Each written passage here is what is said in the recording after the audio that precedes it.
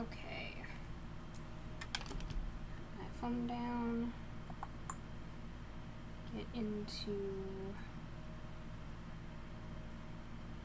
Twitch. Why did my brain go Steam? That's not right. It's Twitch. And okay.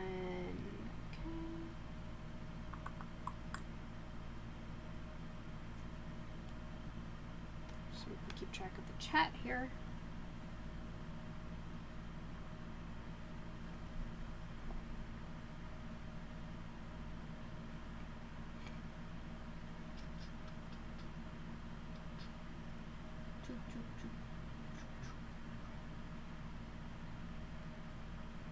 Forgetting which side to turn to and which side things are just on. I tell you, like, mirrors and things that like mirror things back for whatever reason really mess with me. I don't know why.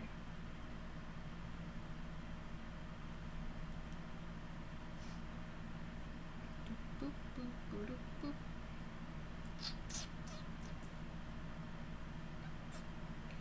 Water. It is warm in here.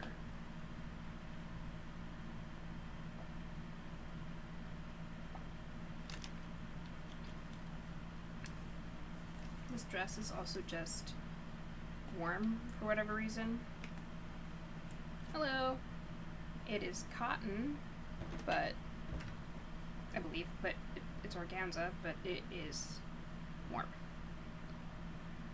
How are you doing?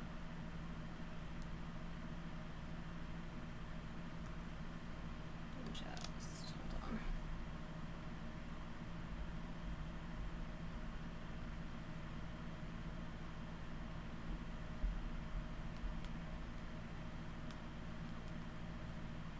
Hey. Doing okay. Doing okay. It's kind of gloomy out today. It's very weird because yesterday felt fairly gloomy even though it was sunny here. And today is gloomy, but it feels fine. Strange. Hello. Very strange. Very strange. I'm sorry that it's gray there too. I think most people don't hate that as much as I do, though. Which sounds weird.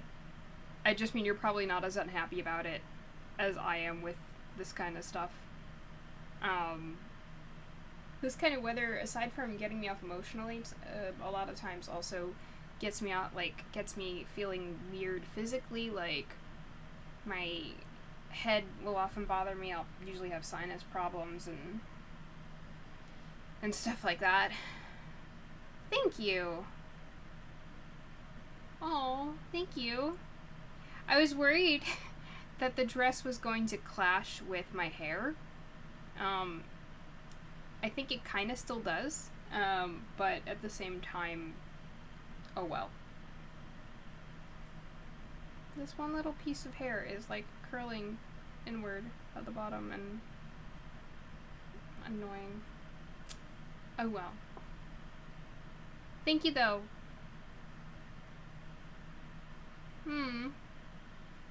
Thank you. I feel like I have to like the chat box I feel like is like a little too wide, and I should maybe make it a little smaller. It's stuff that I can adjust later. I suppose it knows that. I don't want it to know that, but I suppose it does.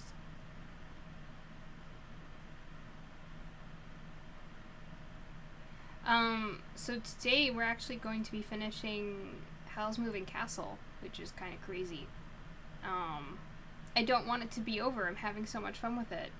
However, I'm also very excited to start the Graveyard book, if we get the chance to.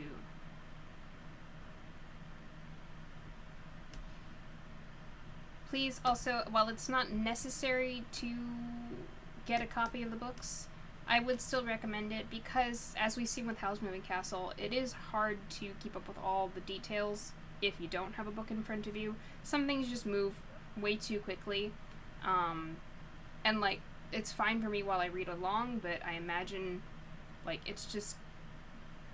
If I had to keep up with all the details without reading along with the text or being able to look back, I think it'd be a little hellish. And also, we just always want to support the authors that we... No, I didn't know that. That's great. That's great. I don't know that the same thing would happen if I changed the aspect ratio back to what it was before, in terms of making my screen bigger and whatever, but, I'm not going to test that, because this is going good right now, so we're going to leave it alone. But what I was going to say is, you know, obviously if you can't, you can't. It's fine if you can't, but we also always want to support our authors, at the same time, too. It's, you know, it's fine. If you can't get a copy of the book, it's okay. Especially if you have, like, no choice, really, in that, obviously. But if you have the chance and you enjoy what we're reading, I'd say support the authors in any way that you can. And, okay, so let me go ahead and get our book so that we're ready to go. Okay. Let me see here where we are. We are on Chapter 21, in which a contract is concluded before witnesses. Most people ran after the Scarecrow. Sophie ran the other way, though, through the broom cupboard and into the shop, grabbing her stick as she went. "This is my fault," she muttered. "I have a genius for doing things wrong. I could have kept Miss Angorian indoors. I only needed to talk to her politely, poor thing. Hal must have forgiven me a lot of things, but he's not going to forgive me for this in a hurry." In the flower shop, she hauled the 7-league boots out of the window display and emptied the hibiscus roses and water out of them onto the floor. She unlocked the shop door and towed the wet boots out into the crowded pavement. "Excuse me," she said to various shoes and trailing sleeves that were walking in her way. She looked up at the sun, which was not easy to find in the cloudy gray sky. "Let's see. Southeast. That way. Excuse me," she said, clearing a small space for the boots among the holiday makers. She put them down, pointing the right way. Then she stepped into them and began to stride. Zip-zip, zip-zip, zip-zip, zip-zip, zip-zip, zip-zip, zip-zip. It was as quick as that, and even more blurred and breathless in both boots than in one. Sophie had brief glimpses between long double strides of the mansion down at the end of the valley, gleaming between trees, with Fanny's carriage at the door, of bracken on a hillside, of a small river racing down into a green valley, of the same river sliding into a much broader valley, of the same valley turned so wide it seemed endless and blue in the distance, and a towery pile far, far off that might have been Kingsbury, of the plain narrowing toward the mountains again, of a mountain which slanted so steeply under her boots that she stumbled in spite of her stick, which stumble brought her to the edge of a deep blue misted gorge, with the tops of trees far below, where she had to take another stride or fall in. And she landed on crumbly yellow sand. She dug her stick in and looked carefully round. Behind her right shoulder, some miles off, a white, steamy mist almost hid the mountains she had just zipped through. Below the mist was a band of dark green. Sophie nodded. Though she could not see the moving castle this far away, she was sure the mist marked the place of flowers. She took another careful stride. Zip. It was fearsomely hot. The clay-yellow sand stretched in all directions, now shimmering in the heat. Rocks lay about in a messy way. The only growing things were occasional dismal gray bushes. The mountains looked like clouds coming up on the horizon. In case, by the way, you guys need a refresher of where we were from last time, the witch came and kidnapped Miss Angorian. There was this, like, nice reunion where all of Sophie's family, her sisters, and her stepmother, who she thought was malicious, but actually seems to be nice, is there. And also the Scarecrow has gained the ability to speak. it seems to have taken off after hearing that the witch had stolen Miss Angorian. It mentioned that basically the witch had a spy that got in there and found their location, found the way in, and all of that. I still speculate that Miss Angorian is the spy. I'm just gonna say, because she's like really... When she gets into the castle earlier, not only is she like really curious and looking around at everything and is honestly taking everything in stride, how the inside does not match the outside, and that the windows look out on different places and things like that, but also she asks questions and gets answers. Like, there's certain things that I wouldn't think that Sophie would answer about that she just readily does when Miss Angorian asks, and I feel like that was like a spell or something. Yeah, so I just have this sneaking suspicion that maybe Miss Angorian wasn't actually... What was it? Ben something. Suleiman's, like... What's it called?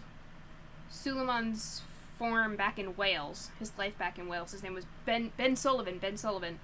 And, she was saying that she was Ben Sullivan's fiancé and stuff, and I think she wasn't. I think that she was sent to look for Ben Sullivan. No, it's not Ben Platt. I think she was sent to look for Ben Sullivan, and for the witch. And then also, I'm wondering if Howl, instead of trying to romance her recently, was actually, like, aware that she was no good and was trying to find her and stop her. So that's my theory so far. I guess we'll see what happens. Because we haven't seen Howl in a little while. Let's see. "If this is the waste," Sophie said, with sweat running in all her wrinkles, "and I feel sorry for the witch having to live here." She took another stride. The wind of it did not cool her down at all. The rocks and bushes were the same, but the sand was grayer, and the mountains seemed to have sunk down the sky. Sophie peered into the quivering gray glare ahead, where she thought she could see something rather higher than rock. She took one more stride. Now it was like an oven, but there was a peculiar shaped pile about a quarter of a mile off, standing on a slight rise in the rock-littered land. It was a fantastical shape of twisted little towers, rising to one main tower that pointed slightly askew like a knotty old finger. Sophie climbed out of the boots. It was too hot to carry anything so heavy, so she trudged off to investigate with only her stick. "You just gonna leave the boots there? This doesn't sound like a good idea." She should have, like, took some sort of enchanted bag where she could, like, store the boots. I don't think it's a good idea just to leave them, but okay. I suppose, I don't really know what she's planning on doing, if she's planning on trying to find the witch and fight her herself, or what. But I guess she's thinking that if she can, maybe she can find some way back. Worst comes to worst, at the witch's house? I don't know. I think it's a bad idea. The things seemed to be made of yellow-gray grit of the waste. At first, Sophie wondered if it might be some strange kind of ant's nest. But as she got nearer, she could see that it was as if something had fused together thousands of grainy yellow flower pots into a tapering heap. She grinned. The moving castle had often struck her as being remarkably like the inside of a chimney. This building was really a collection of chimney pots. It had to be a fire demon's work. As Sophie panted up the rise, there was suddenly no doubt that this was the witch's fortress. Two small orange figures came out of a dark space at the bottom and stood waiting for her. She recognized the witch's two page boys. Hot and breathless as she was, she tried to speak to them politely, to show she had no quarrel with them. "Good afternoon," she said. They just gave her sulky looks. One bowed and held out his hand, pointing toward the misshapen dark archway between the bent columns of chimney pots. Sophie shrugged and followed him inside. The other page walked after her, and of course the entrance vanished as soon as she was through. Sophie shrugged again. She would have to deal with that problem when she came back. She rearranged her lace shawl, straightened her draggled skirts, and walked forward. It was a little like going through the castle door with the knob black down. There was a moment of nothingness, followed by murky light. The light came from greenish-yellow flames that burned and flickered all round, but in a shadowy way which gave no heat and very little light either. When Sophie... Oh, I like that image. When Sophie looked at them, the flames were never where she was looking, but always to the side. But that was the way of magic. Sophie shrugged again and followed the page this way and that among skinny pillars of the same chimney pot kind as the rest of the building. What'd you say? Yeah, she should have done that. The boot, like tying the boot around her or something. I don't like the idea of just like leaving them in a random spot in the waist with no marker even to show where they were, which I guess is safer. It's not a good situation. It's just not good. Okay. At length, the pages led her to a sort of central den. Or maybe it was just a space between pillars. Sophie was confused by then. The fortress seemed enormous, though she suspected that it was deceptive, just as the castle was. The witch was standing there, waiting. Again, it was hard to tell how Sophie knew, except that it could be no one else. The witch was hugely tall and skinny now, and her hair was fair and a rope-like pigtail over one bony shoulder. She wore a white dress. When Sophie walked straight up to her, brandishing her stick, the witch backed away. "I am not to be threatened," the witch said, sounding... I am not to be threatened, the witch said, sounding tired and frail. "Then give me Miss Angorian, and you won't be," said Sophie. "I'll take her and go away." The witch backed away further, gesturing with both hands, and the page boys both melted into sticky orange blobs which rose into the air and flew toward Sophie. "Yucky, get off!" Sophie cried, beating at them with her stick. The orange blobs did not seem to care for her stick. They dodged it and wove about and then darted behind Sophie. She was just thinking she had got the better of them when she found herself glued to a chimney pot pillar by them. Orange, sticky stuff stranded between her ankles when she tried to move, and plucked at her hair quite painfully. "I'd almost rather have green slime," Sophie said. "I hope those weren't real boys." "Only emanations," said the witch. "Let me go," said Sophie. "No," said the witch. She turned away and seemed to lose interest in Sophie entirely. Sophie began to fear that, as usual, she had made a mess of things. The sticky stuff seemed to be getting harder and more elastic every second. When she tried to move, it snapped her back against the pottery pillar. "Where's Miss Angorian?" she said. "You will not find her," said the witch. "We will wait until Howl comes." "He's not coming," said Sophie. "He's got more sense, and your curse hasn't hasn't all worked anyway." "It will," said the witch, smiling slightly. "Now that you have fallen for our deception and come here, Howl will have to be honest for once."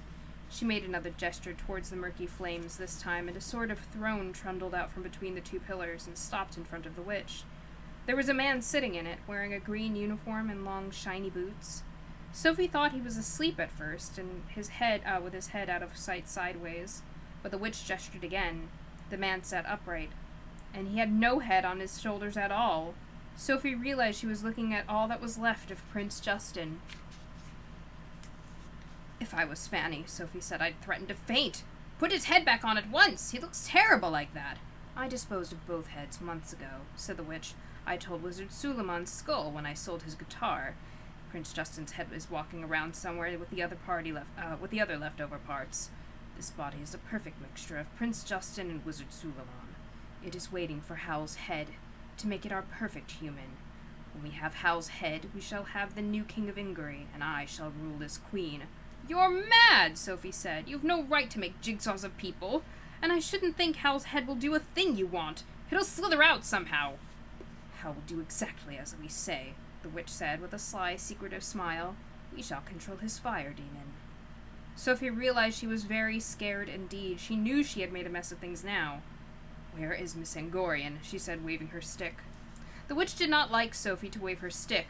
She stepped backwards. "I am very tired," she said. "You people keep spoiling my plans. First, Wizard Suleiman would not come near the waste, so that I had to threaten Princess Valeria in order to make the king order him out here. Then, when he came, he grew trees. Then the king would not let Prince Justin follow Suleiman for months, and when he did follow, the silly fool went up north somewhere for some reason, and I had to use all my arts to get him here. Hell has caused me even more trouble. He got away once. I've had to use a curse to bring him in, and while I was finding out enough about him to lay the curse, you got into what was left of Suleiman's brain and caused me more trouble. And now, when I bring you here, you weigh your stick and argue. I have worked very hard for this moment, and I am not to be argued with. She turned away and wandered off into the murk. Sophie stared after the tall white figure moving among the dim flames. I think her age has caught up with her, she thought. She's crazy. I must get loose and rescue Miss Angorian from her somehow.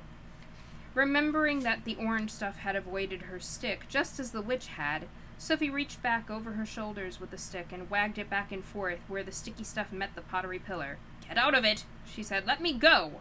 Her hair dragged painfully, but stringy orange bits began to fly away sideways. Sophie wagged the stick harder. So I wonder what she means that she got into Suleiman's brain. That's interesting. She had worked her head and shoulders loose when there came a dull, booming sound. And also, we kind of, just moved on. But Wizard Suleiman and Justin had, the same body? She mentioned getting rid of both heads. Well, I guess they're different people that she just took apart. There was Wizard Suleiman, and there was also Prince Justin. So Suleiman went first, and then Prince Justin went, or was it the other way around? See, this is what I mean. Even reading from the text itself, it gets confusing. Was it Suleiman that went first, or was it Justin that went first? At first, Wizard Suleiman would not come near the way, so I had, Okay, so the king ordered Suleiman out. Yeah, okay. So the king, ordered Suleiman out, and then had Justin follow him, months later. And Justin went to Wales, it seems like. Or something. So, interesting.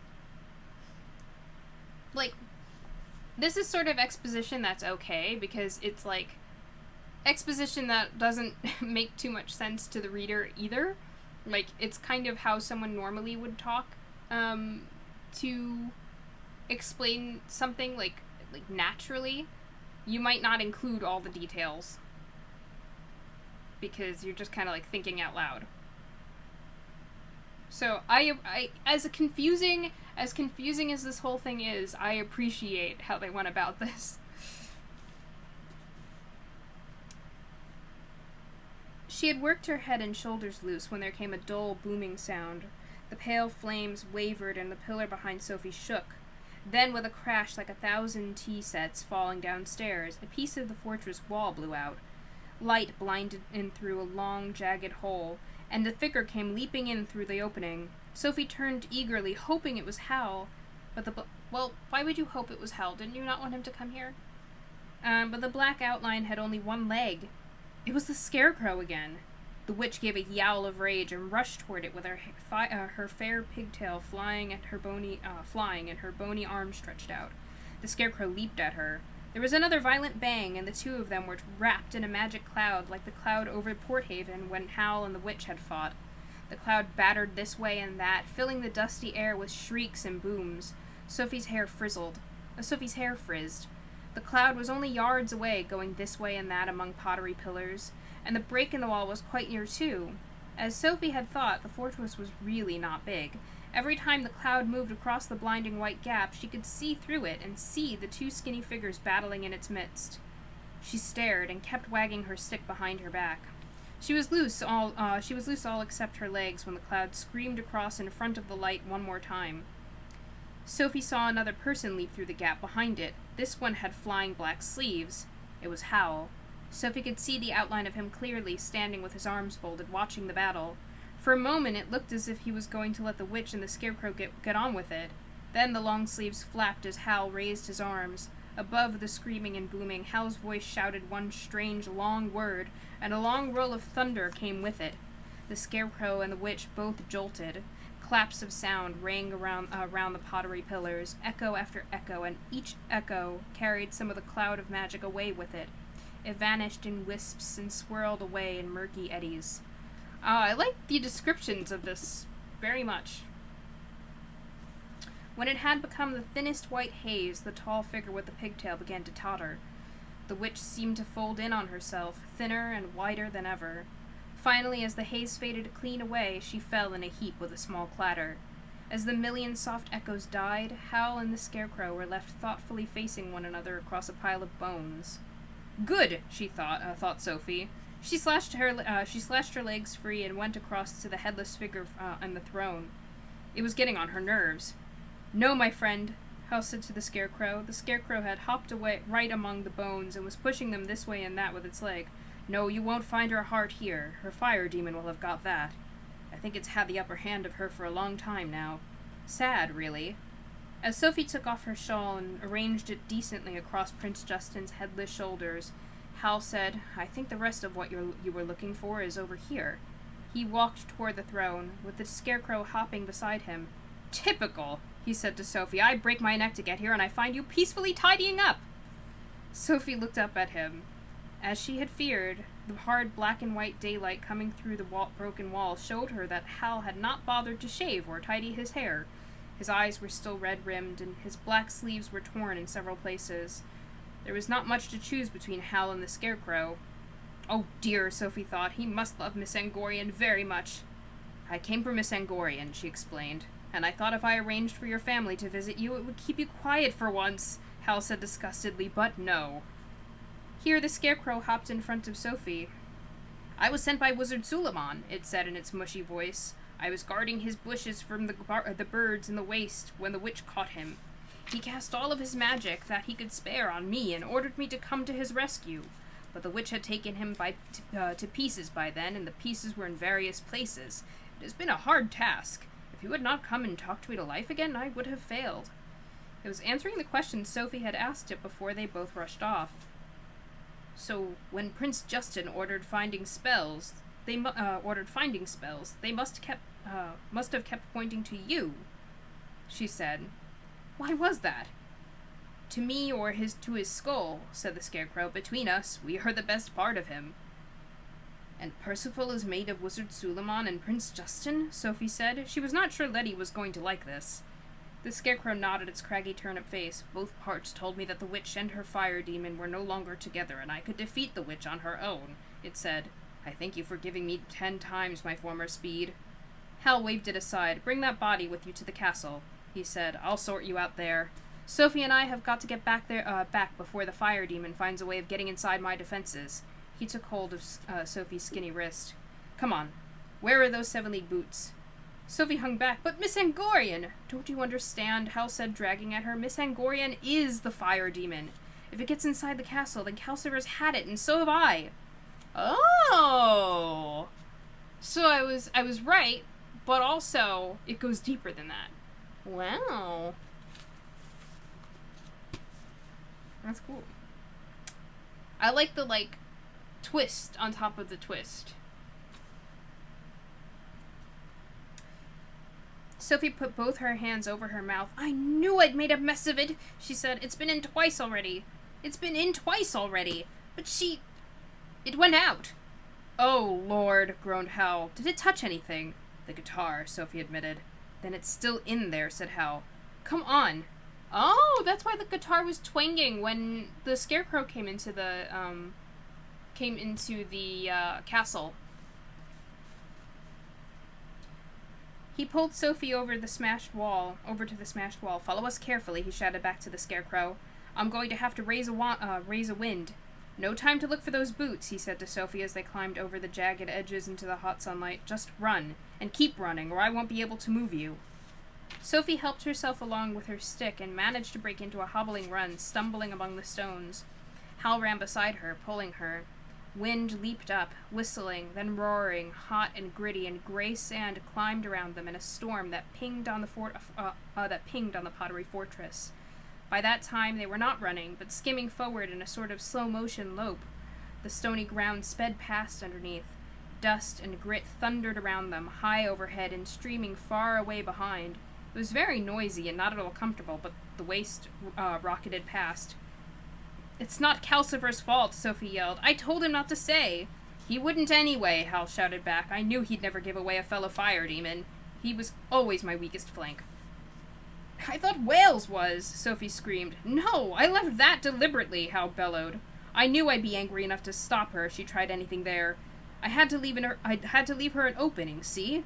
The only chance I had of coming at Prince Justin was to use that curse she'd put on me to get near her." "So you were going to rescue the prince?" Sophie shouted. "Why did you pretend to run away? To deceive the witch?" "Not likely," Hal yelled. "I'm a coward. Only way I can do something this frightening is to tell myself I'm not doing it." I understand the logic. Let me take some water.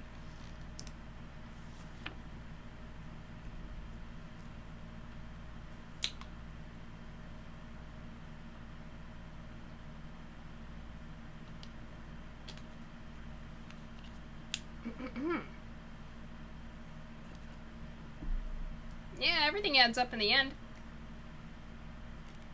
Let me see.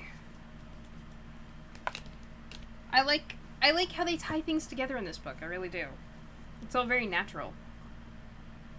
Oh dear, Sophie thought, looking round at the swirling grit. He's being honest! And this is a wind.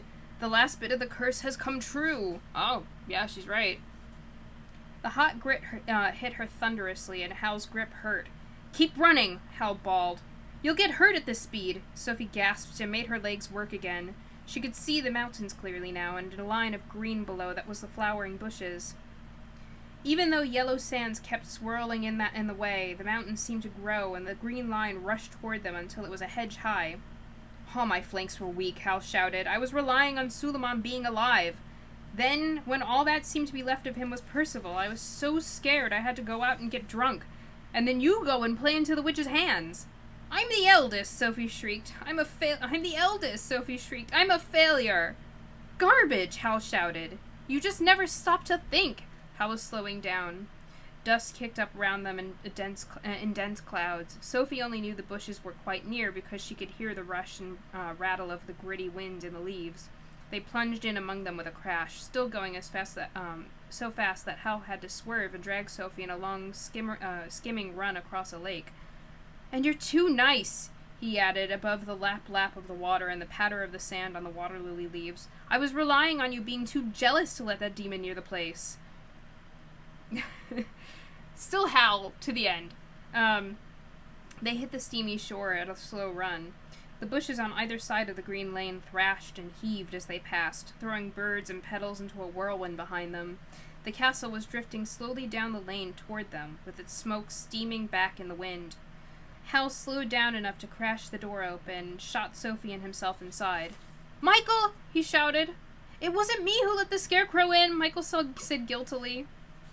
Everything seemed to be normal. Sophie was surprised to discover that what a short time she had really been away. Someone had pulled her bed out from under the stairs, and Percival was lying on it, still unconscious. Letty and Martha and Michael were gathered round it. Overhead, Sophie could hear Mrs. Fairfax's voice and Fanny's, combined with ominous swishings and thumpings that suggested that Hal's spiders were having a hard time.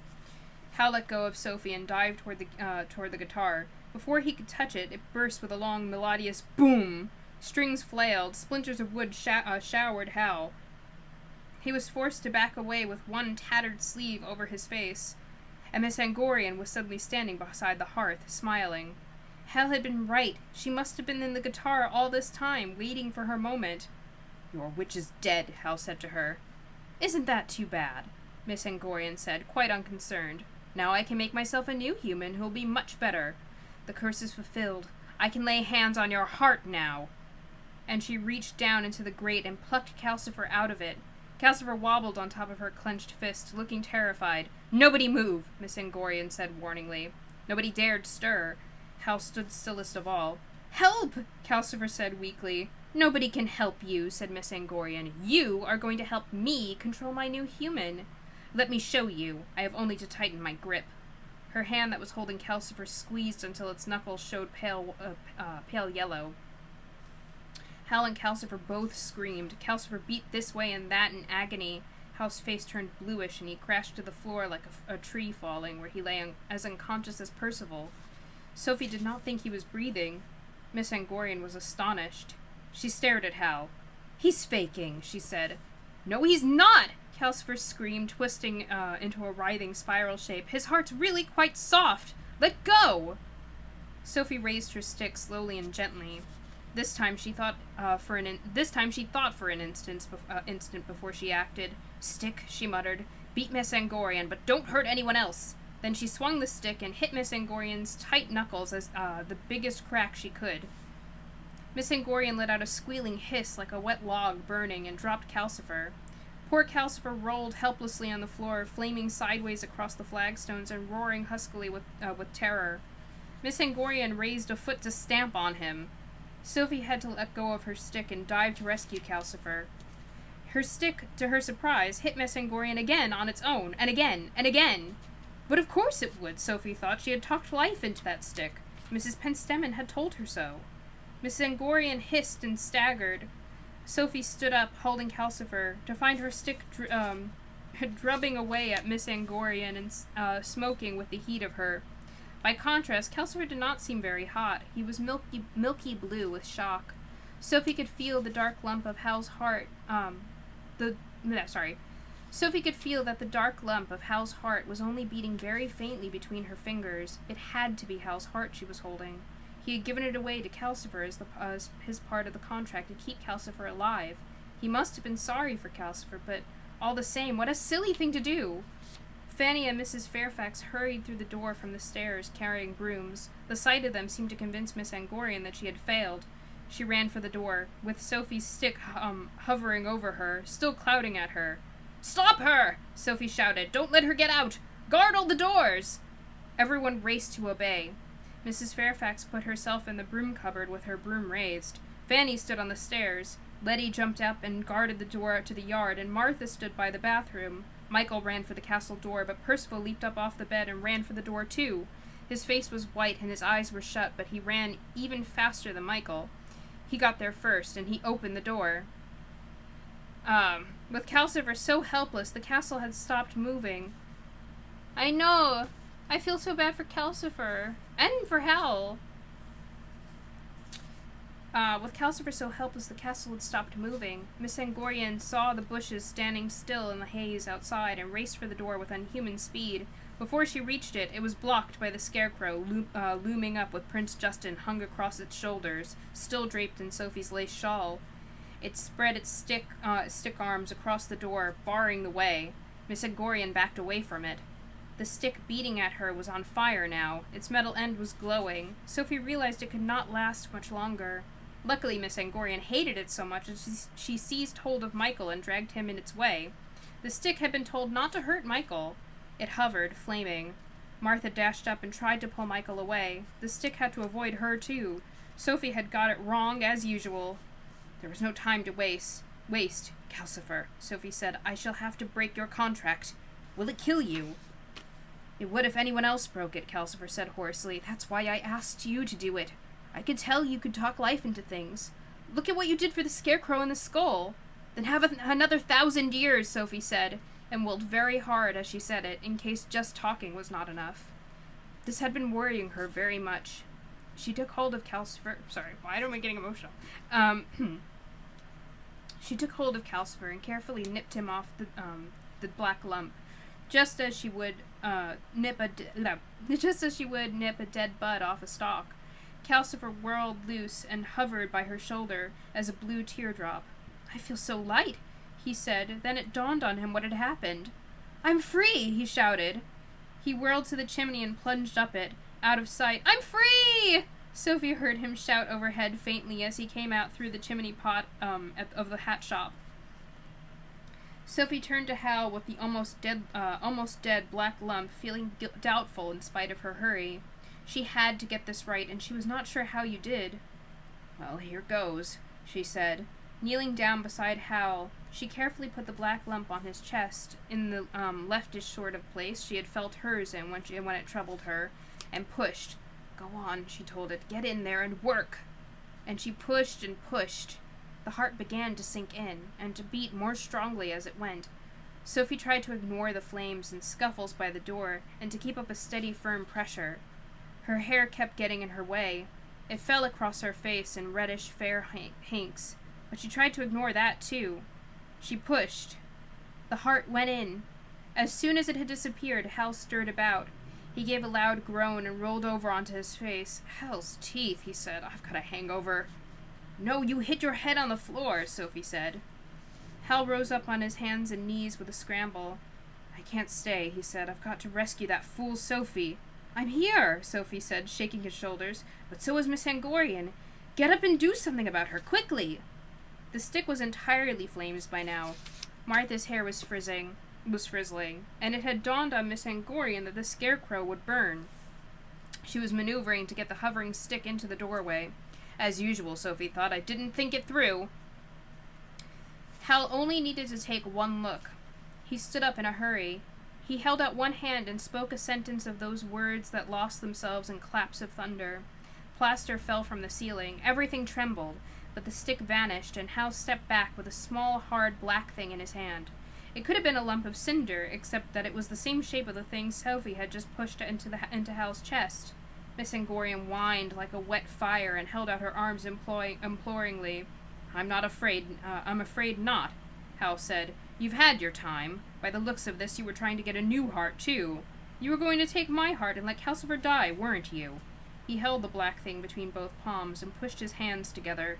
The witch's old heart crumbled into black sand and soot and nothing. Miss Angorian faded away as it crumbled. As Hal opened his hands empty, the doorway was empty of Miss Angorian, too. Another thing happened as well. The moment Miss Angorian was gone, the scarecrow was no longer there either. If Sophie had cared to look, she would have seen two tall men standing in the doorway, smiling at one another. The one with the craggy face had ginger hair. The one with a green uniform had vaguer features and a lace shawl draped around the shoulders of his uniform. But Hal turned to Sophie just then. Gray doesn't really suit you, he said. I thought that when I first met you. Calcifer's gone, Sophie said. I had to break your contract. Hal looked a little sad, but he said, We were both hoping you would. Neither of us wanted to end up like the witch and Miss Angorian. Would you call your hair ginger? Red gold, Sophie said. Not much had changed about Hal that she could see. Now he had his heart back, except, not much had changed about Hal that she could see now he had his heart back, except maybe that his eyes seemed a deeper color, more like eyes and less like glass marbles. Unlike some people, she said, it's natural. I've never seen why people put such value on things being natural, Hal said, and Sophie knew then that he was scarcely changed at all. If Sophie had had any attention to spare, she would have seen Prince Justin and Wizard Suleiman shaking hands and clapping one another delightedly on the back. I'd better get back to my royal brother, Prince Justin said. He walked up to Fanny as the most likely person, and made her a deep, courtly bow. Am I addressing the lady of this house? Not really, Fanny said, trying to hide her broom behind her back. The lady of the house is Sophie. Or will be shortly, Mrs. Fairfax said, beaming benevolently. Hal said to Sophie, I've been wondering all along if you would turn out to be that lovely girl I met on May Day. Why were you so scared, then? If Sophie had been attending, she would have seen Wizard Suleiman go up to Letty. Now he was himself. It was clear that Wizard Suleiman was at least as strong-minded as Letty was. Letty looked quite nervous as Suleiman loomed craggily over her. It seemed to be the prince's memory I had of you, and not my own at all, he said. That's quite all right, Letty said bravely. It was a mistake. But it wasn't, protested Suleiman. Would you let me take you on a pupil? Would you let me take you on as a pupil at least? Letty went fiery red at this and did not seem to know what to say. That seemed to Sophie to be Letty's problem. She had her own. Hal said, I think we ought to live happily ever after, and she thought he meant it. Sophie knew that living happily ever after with Howl would be a good deal more eventful than any story made it sound, though she was determined to try. "It should be hair-raising," added Howl. "And you'll exploit me," Sophie said. "And then you'll cut up all my suits to teach me," said Howl. If Sophie or Howl had had any attention to spare, they might have noticed that Prince Justin, Wizard Suleiman, and Mrs. Fairfax were all trying to speak to Howl, and that Fanny, Martha, and Letty were plucking at Sophie's sleeves while Michael was dragging at Howl's jacket. That was the neatest use of words of power I ever saw from anyone," Mrs. Fairfax said. "I wouldn't have known what to do with that creature. As I often say—" "Sophie," said Letty, "I need your advice." "Wizard Howl," said Wizard Suleiman, "I must apologize for trying to bite you so often. In the normal way, I wouldn't dream of setting teeth in a fellow countryman." "Sophie, I think this gentleman is a prince," said Fanny. "Sir," said Prince Justin, "I believe I must thank you for rescuing me from the witch." "Sophie," said Martha, "the spell's off you, did you hear?" But Sophie and Howl were holding one another's hands and smiling, quite unable to stop. "Don't bother me now," said Howl. "I only did it for the money." "Liar," said Sophie. "I said," Michael shouted, "that Calcifer's come back." That did get Hal's attention, and Sophie's too. They looked at the grate, where, sure enough, the familiar blue face was flickering among the logs. "You didn't need to do that," Hal said. "I don't mind, as long as I can come and go," Calcifer said. "Besides, it's raining out there in market shipping." And that's the end of the book.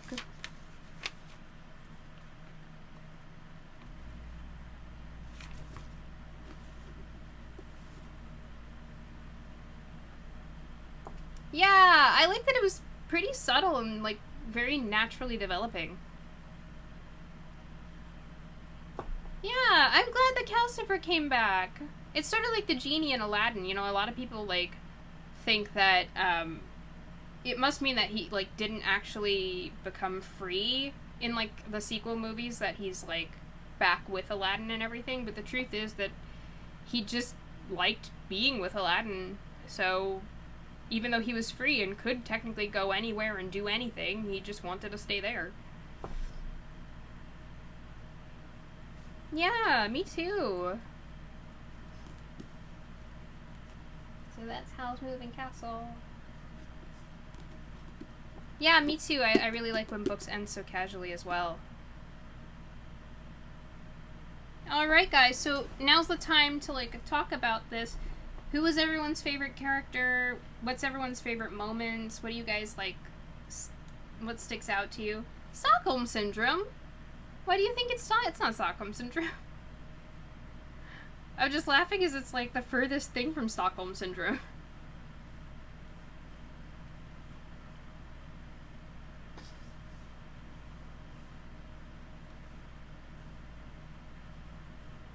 Yeah, me too.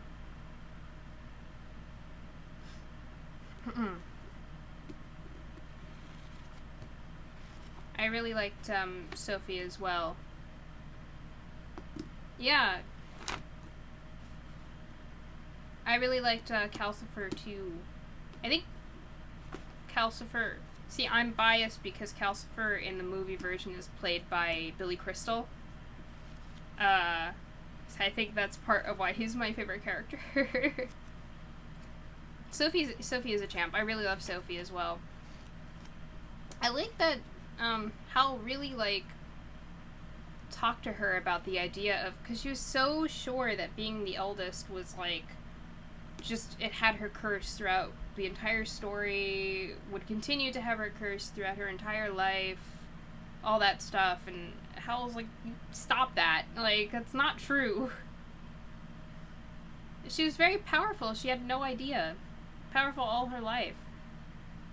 I like how she took to magic. Like, it wasn't like this big reveal and then something that was, like, super focused on that she had to, like, learn magic throughout the rest of the story. She was just like, okay, I know magic. I've been doing magic all my life. Alright, I will continue to do magic. But now with the, like, being mindful of the fact that I'm doing magic.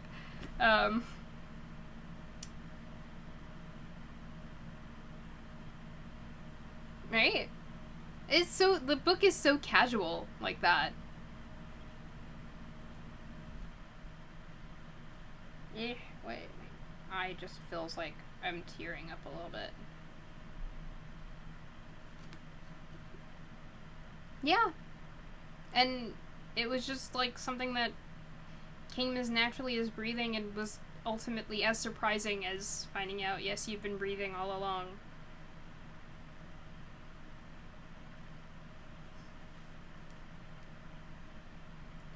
I think they changed Sophie's hair color in the movie, if I remember correctly. I think she starts out with brown hair.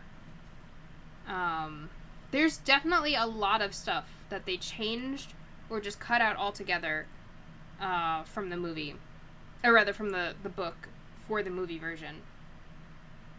And I'm upset about that. Like, honestly, everything kind of story related was not in there. And there was, like, a dog that joined them at one point, but I think it was kind of like a nod to this part of the story, but actually wasn't, like, Percival. I think, actually, if I remember correctly, it was Howl in disguise that time. And there was some weird stuff about Sophie. I think it was meant to be a hint that she was putting the spell on herself, although that was never as clear as it was here in this book. Because, so, like, when she would sleep, she would be young again. Or, yeah, when she would sleep, she would turn young again. But for me, that didn't connect as, like, oh, she was doing it herself. I know. Again, the movie is great for, like, seeing what the places look like. Maybe even seeing what some of the characters look like. I think not all of them are right. Like, so Michael in the movie is a little boy. Like, a little boy. And he's, like, not... he's not an old man or even an adult in the book. He's 15, but he's a teenager. He's not, like, this tiny little boy. Yeah. And, the witch, like, there's some weird plotline where, like, the witch is, like, turned into an old lady at one point, and she, like, joins them.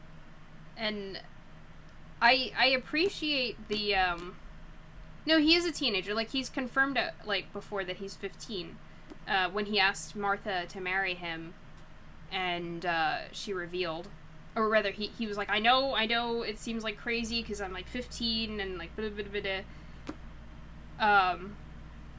But, yeah, so he's a 15-year-old. So not a little boy, and yeah, the witch just joins them, and I like the idea of, like, there's no bad guys really in the story, but there are bad guys in the source material. I like the idea of having a story where there actually are no bad guys, or the bad guys learn from what they were doing and actually end up getting shown compassion by the heroes, and, like, things actually end up all right. But that's not this story, so I don't know why it was in the adaptation. There's also, like, the big conflict, actually, of the movie was, I think, that, Howl was helping, I want to say it was helping England in a war? I think? And, like, he had this, like, weird bird form, and I don't remember exactly what happened and how Calcifer does get free, and the Scarecrow is Prince Justin. I don't think Wizard Suleiman is actually in... I think he's mentioned in the movie. I think Michael puts on a disguise to be Wizard Suleiman, if I remember. Like, he, like, pulls down his hood, and it gives him this beard, and he calls himself Wizard Suleiman. Although I don't remember for sure. And the Scarecrow ends up being, I think, Prince Justin. So a lot of stuff was just changed. Like, they were like, yeah, we're not doing that. And yeah, I don't know. I don't know why they decided to, like, switch it up so much. So, but again, stunning visuals. Like, I'd like to check it out again and watch it again. It's just, it does kind of fail, or pale rather, in comparison to the book and like the story that we actually get here and the characters we actually get here and all of that. Yeah. Does anybody else have anything else to say about Howl's Moving Castle? Because what I figured that we will do is, once we're all done talking about it, I will end off. I'm not going to turn off the stream, but I'll just like make a note for myself to cut the video here, and then we can start the Graveyard Book, and we'll just have like a shorter video for the first session of the Graveyard Book. If you guys wanted to do that. If you just want to end off on Howl's Moving Castle, we can just have a shorter day.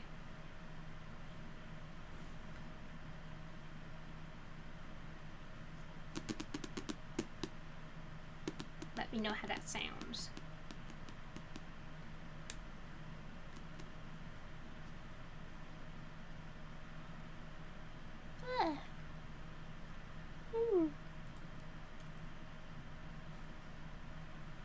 And I decided to wear this dress is actually Hot Topic's dress that they're selling based on Kiki's delivery service.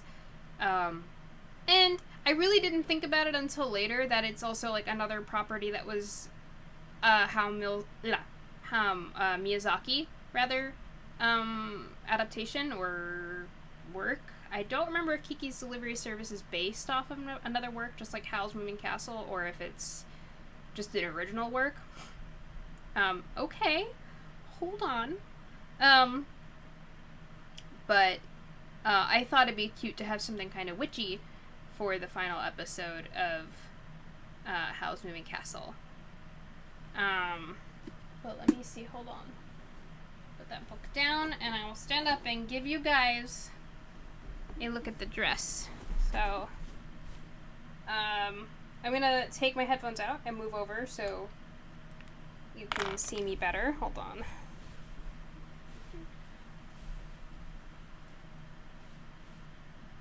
So, yeah. It actually does come with, like, this red bow that you could put on the back of it, but I didn't like the look of it. So I didn't do that. What I thought would be cute is if I had a red head bow for this dress, but unfortunately I don't. Like, just a plain red head bow with like the bow off to the side would be cute. What I do have is I have this black headband, and I've got this little like bat clip, which I thought was kind of cute. Oh, thank you.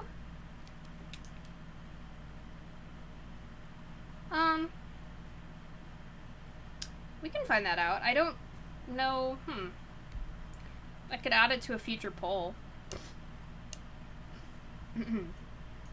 Let me see.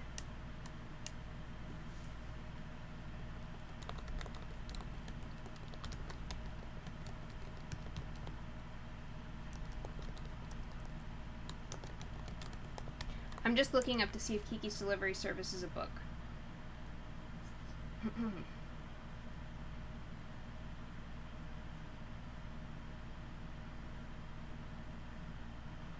Oh. Oh, it is. Okay, so it seems like the book possibly is called Witches Express Home Delivery. It's a children's fantasy novel written by Eiko Kodono, and illustrated by Akiko Hayashi. Cool. Well, we can see about it for a future story, possibly.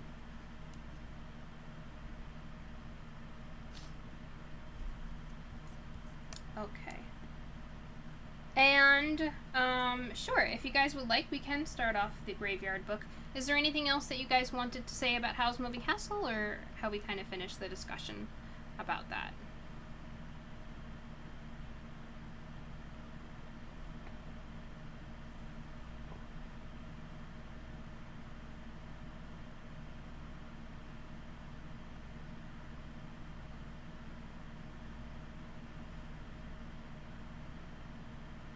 I'm glad you did. The book? Not Kiki's Delivery Service. Howl's Moving Castle?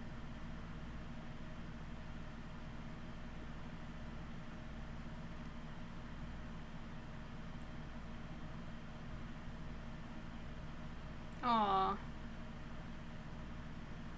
If you'd like to, if you have an e-reader or something, you may be able to get like an electronic copy, and it might be easier. Like, it might be cheaper if you wanted to do that. Thank you. I'm proud that I was able to do that. I worried as I was reading it that things were getting lost, or that either I wasn't doing certain characters justice, or I wasn't making them distinct enough, so I'm glad to hear that that's not the case. Thank you. Oh, thank you. My old woman's voice. Old and scratchy. And then I tried to keep it for when she got younger again, just a little bit higher.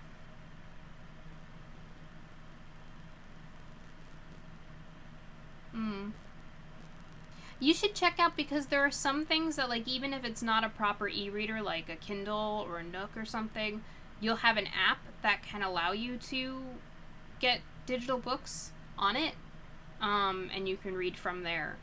So maybe you can look into that, because you might have that functionality and just not know about it.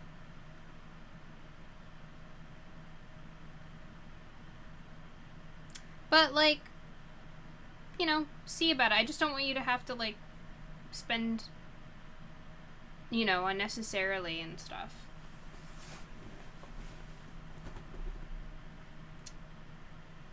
Okay, so I guess we will start on the graveyard book.